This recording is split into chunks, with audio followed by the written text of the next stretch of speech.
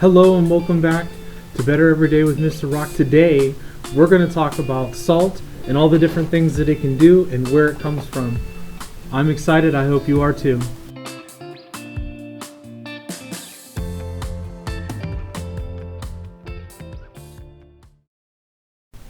Good morning, it's Mr. Rock here sharing some new stuff. I know where I live it snowed a lot, and it probably snowed a lot at your house. And as I mentioned, we're going to talk about some salt today, where it comes from, and we're going to do 3 experiments with it, and then we're going to read a really funny book and kind of explore some of our more unique things that we do. So before I go any farther, the book that we're going to read today is called Groovy Joe, Ice Cream and Dinosaurs. And if you think real hard, we're going to have an experiment on this ice cream. So I hope you guys stick around for everything, and let's get started. Like I was talking about, we're going to do some activities related with salt. But before we do that, have any of you an idea where we get salt? Or better yet, how is it made? So there are many different types of salt. We have rock salt, table salt, salt flakes, kosher salt, sea salt, and the list goes on. But what is salt, right? So salt is when we take sodium and chloride, which are 2 elements or minerals that are put together naturally, and then that creates salt. So there are many different kinds of deposits or places around the world that have salt that we get. So how do we get it from there to our table, right? So there's a couple different ways. You can get sea salt from taking salt water, whether it be from the ocean or a salt lake or something like that. You saturate it with, take the water, you put it in there, you dehydrate it, and what's left is this little tiny pieces of salt, and in turn those are given to us to use on food and whatnot. And then we can also mine it. So the salt that we get from mines is a lot different than the salt that we get from sea salt, only because one, it naturally comes out as rock salt, but it also has to be purified or cleaned to make our table salt. So there are salt mines throughout the world, but where we are, or where I'm from, there's one salt mine that's actually just north of us, about 90 minutes. It's on an island in Lake Erie called Whiskey Island. Now, the cool thing about that particular mine is that it is underneath the lake itself.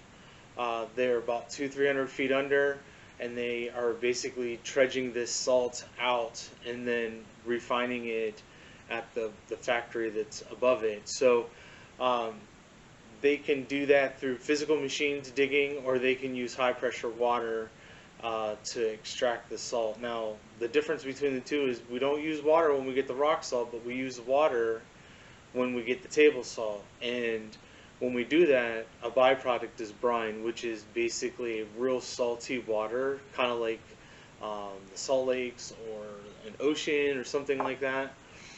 But you know, that's kind of what salt is and where salt comes from. But what everyday applications do we use salt for other than food, right? So we use salt to clear the roads of ice, sidewalks of ice, and things like that. But why does that work, right? So it works because it lowers the freezing temperature of the water, which typically is at 32 degrees. The bags of salt rock will tell you how low it goes, and then again, it kind of depends on how much you put down too. So today we're only going to talk about 2 different kinds of salt. We're going to talk about our table salt, and then we're going to talk about our rock salt that I had showed you in the last segment. So before we get started on our things, if you don't have a grown-up around you and you want to participate in these, go find an adult, a parent, a grandparent, a babysitter, and have them help you. find a place that's going to be okay to have a mess, because all three of our experiments today will require you to kind of get things messy. So I would suggest the bathroom, kitchen, garage, or even outside is fine. I know we have a whole bunch of snow out here and it's kind of cold, but that would be a perfect environment to do that. So for our experiment number one, we're going to go fishing for ice. Now, how do we go fishing for ice, right? So what we're going to need is a small bowl with water in it, about halfway up. We're going to need a string. You could probably use yarn for this. I just used some thread out of a sewing kit, and then you're going to need some ice. So I have my ice here, and it's inside of this tin, and this is an ice carpet, and that's what keeps the ice from melting, so I can leave it on the table while I'm doing my experiments today. So we're going to put enough in there to kind of cover the whole area of the water, and we're going to let that sit for a second. And while that's sitting, let's do the base, our control for the ice here. So we're going to take our string, you're going to put it in here, you're going to kind of dab it down on the ice a little bit, give it a little bit of time here, and then I want you to pull up.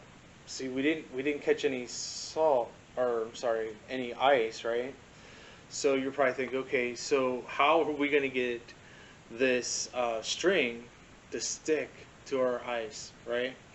So you're going to put your string back in there again, make sure it's laying over top of some ice cubes, and then we're going to sprinkle a little bit of salt on top of where the ice and the string are touching. So yeah, so we're going to give it a little bit of time here.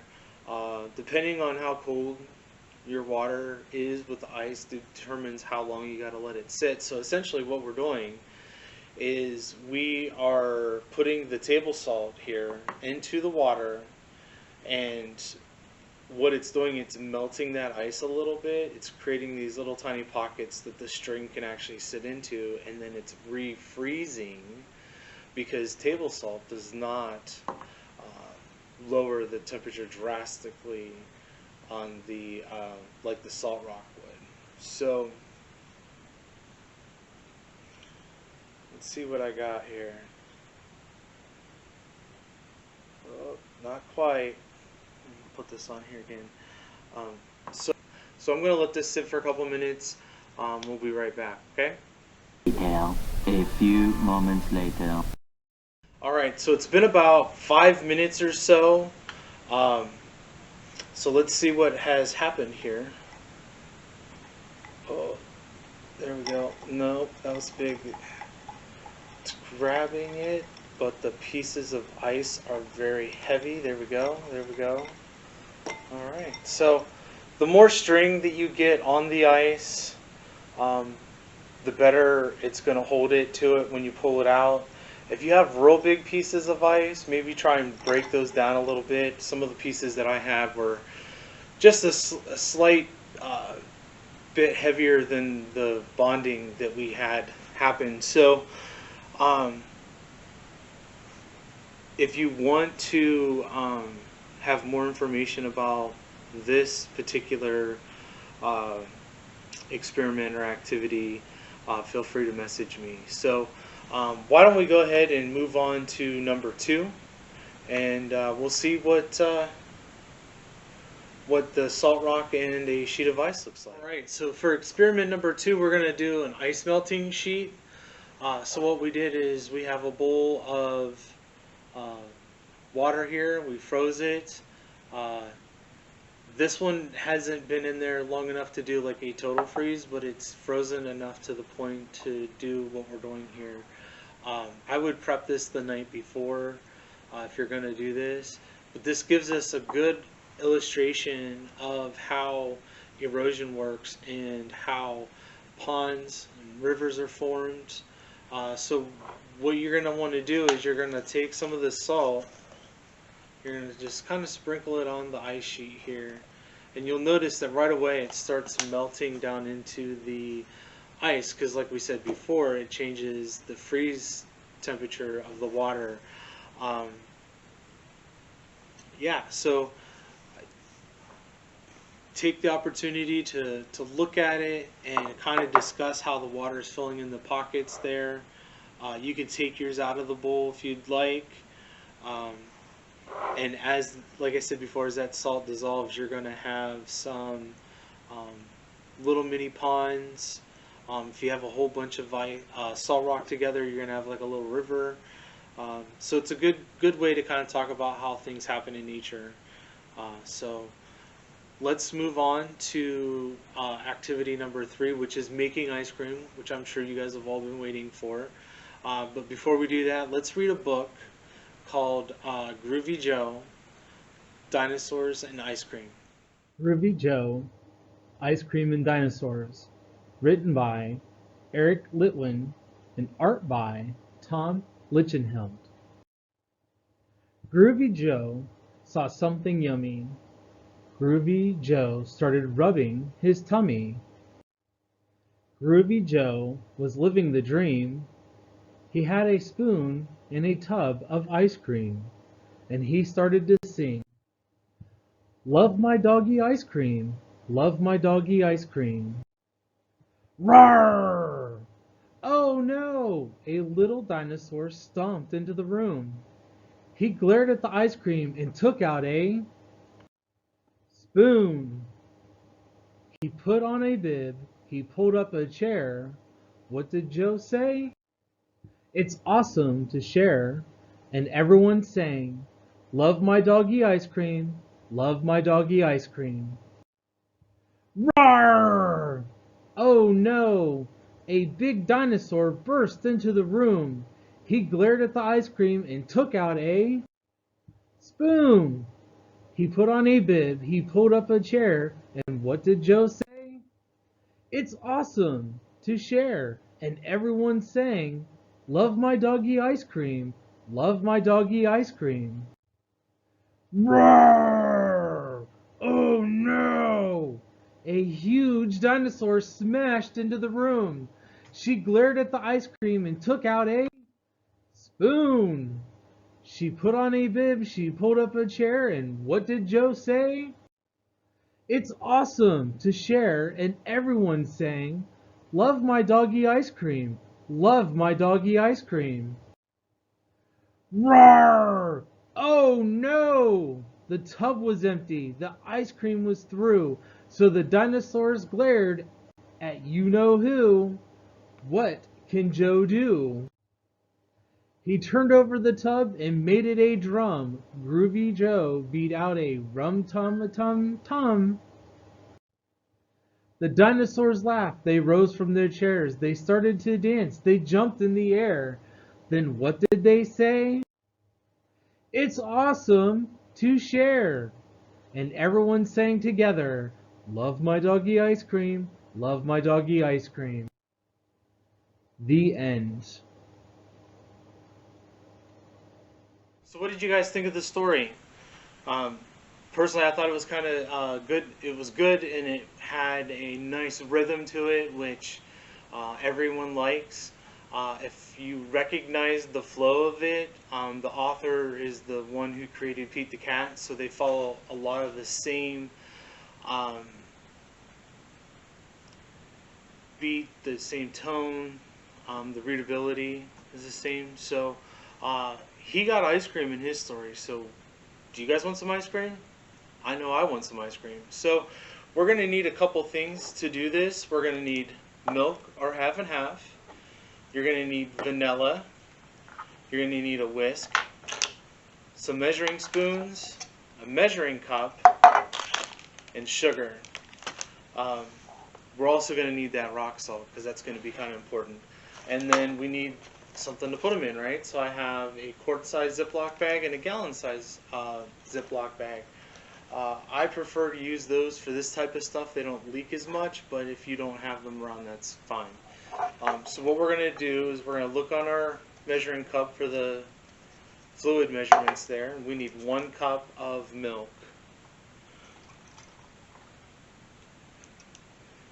Which is exactly what I had in here because I did this ice cream the other day, so I just used what I had left. And then we're going to need a teaspoon. And if you don't know, every one of these measuring spoons has how big it is on there, and if it is TPS, that means teaspoon, and if it's TBS, that means tablespoon. So we want the teaspoon. We don't want to put too much vanilla in it. So I'm going to put our vanilla in here. Okay.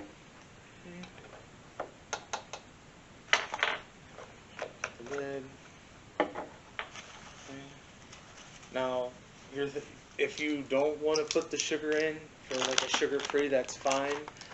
We are only using 2 tablespoons of sugar. 1, 2. Okay. Set this off over here. So we're going to take the whisk and we're just going to mix it up real nice. And because the vanilla is brown, it's going to give it like a dirty white color, which is typically what you would see in French vanilla ice cream. Now, if you want to put food coloring in here, you can. If you want to use cocoa to make chocolate, you can. Yesterday I made hot chocolate flavored ice cream. It was fantastic. I took some home and my boys were fighting over who gets to have more. So now that that's done, we're going to pour this milk cream. We're going to put it inside of our quart size bag. Oh no, I have a hole. A few moments later.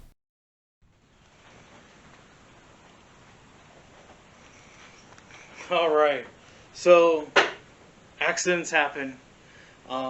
I guess trying to repurpose that bag wasn't a good idea, so I got a new bag. I have it transferred over. So what we're going to do now is we're going to make sure that we press out as much air as possible. Okay. So when it's together, it should be real thin and then just bulky down here. And then we're going to take our gallon size bag and we're going to just put some ice in it. So it says about 3 cups of ice is probably what you're going to want to use. I'm not going to measure out the ice that way. This will cooperate. But the idea is you want to cover the bag. So I put some in there. I'm going to sit this in there like that. Kind of give it a little shape. We're going to put some more ice in it.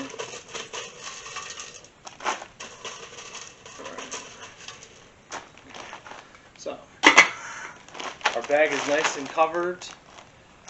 Then what we're going to do is we're going to add the rock salt to our mix here. You're going to want to use about a half a cup to a cup. And again, the same thing we're going to do is we're going to push out a good amount of the air. And then here's the fun part. So we get to shake it up. So I'm going to put on my gloves here, and I suggest you do the same because this is going to get really cold. So we're going to shake for about 10 minutes, 7 to 10. As you shake it, you'll start to feel the cream firming up into ice cream. So yeah, let's start shaking. Alright, so I've shaken my bag for about 8 minutes. So let's pull this out. Now keep in mind there's salt water in here, so if you touch the salt, make sure that you have a paper towel or something to wipe your bag down. No one wants to eat salty water. Okay. I'm going to wipe this down real good. Now if your bag has a little flap and there's stuff in it, wipe that out too. It's important that we get this all cleaned out, okay? Wipe down the bag, wipe down my hands. Wow, I got salt coming out everywhere. Okay, scoop this all up out of the way. And you probably noticed that our ice cream here is very firm. Okay. So now all we have left to do is to try it. Grab my spoon here. Let's see how it turned out.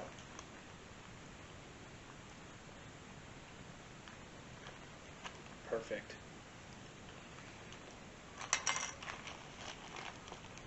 I hope you guys enjoyed today's experiments and activities. If you try it, let me know. I want to hear how your story went making these things with rock salt here. So until the next video, talk to you guys later.